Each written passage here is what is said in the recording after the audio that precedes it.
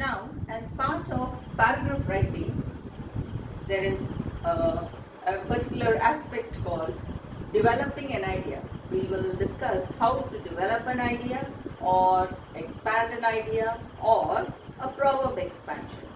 All these three mean the same: developing an idea or expansion of an idea or proverb expansion.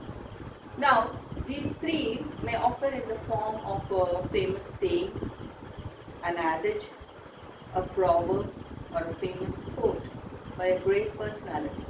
It will be given to the students to expand, to elaborate on that and write a paragraph. Or it may be in the form of an essay or an essay which has small paragraphs. Now we will discuss how to structure that paragraph. Actually, the paragraph must have, as we have discussed earlier, that the paragraph must have a topic sentence, must have supporting sentences, and must have a closing sentence. So topic sentence in the beginning of the paragraph, in the middle where the explanation is done, there will be many supporting sentences, and towards the end of the paragraph there is a closing sentence or the conclusion. Now, when you are developing an idea or for proverb expansion, there are 4 things that you have to follow carefully. And please follow this concept carefully, because this is very, very important from the exam point of view. The first part of the paragraph is introduction. Introduction is whatever the proverb or the quote or the saying that is given to you, you must introduce or define it in a short manner. Then explanation. Explanation means explain the same. The same, the quote, the proverb, whatever is given. The idea, you have to explain or elaborate on that. After that, illustration. Illustration means for a better understanding, you give an example and prove your point. Then you come to conclusion. So this is the structure for developing an idea of a proverb expansion. Now, keeping all this in mind, you must remember that this structure can be done in the form of short paragraphs also. In short paragraphs. Now there will be 1, 2, 3, 4 paragraphs, but the idea will be the same. So for proverb expansion, it is done in that way.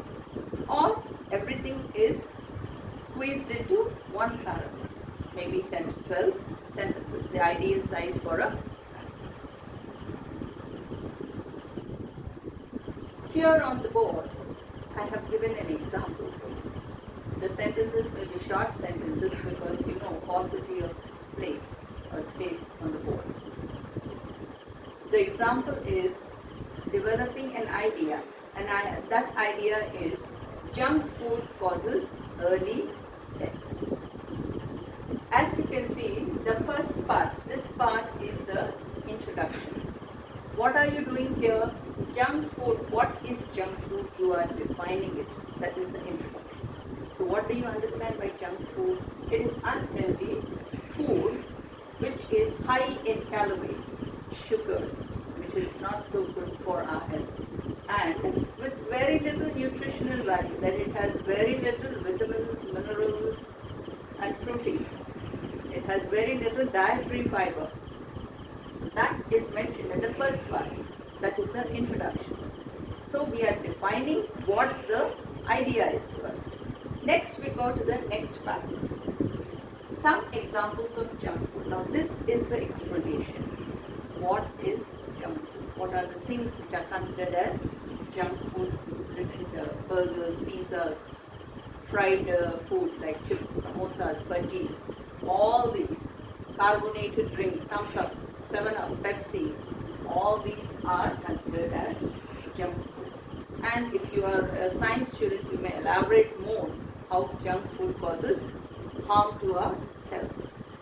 So this is the explanation part in the paragraph. Though it is one paragraph, for a better understanding for you, I have divided the paragraph into pieces or sections.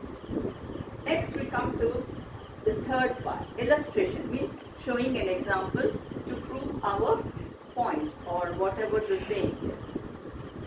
Statistical evidence shows that obesity and hormonal imbalance is directly linked to junk food. So people are growing fat or they are having hormonal problems mainly because of the consumption of junk food. So that is a very good example. It is an illustration to support. Now this is the topic sentence.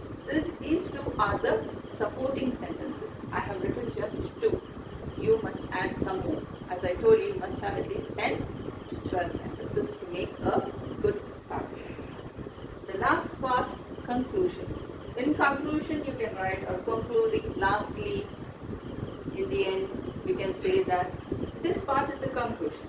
In conclusion, we can say that in order to stay healthy and fit, we should avoid junk food. That is what the conclusion is, a summarizing of all the points that we have written here.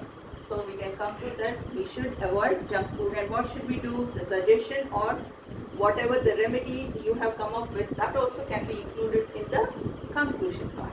Eat healthy and exercise regularly.